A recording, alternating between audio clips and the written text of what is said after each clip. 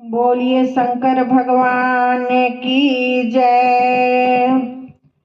कहावा में बालू चमके कहावा मकान, बम बम भोला हो गोपाल, बम बम भोला हो गोपाल, बम बम भोला हो गोपाल, बम बम भोला हो गोपाल।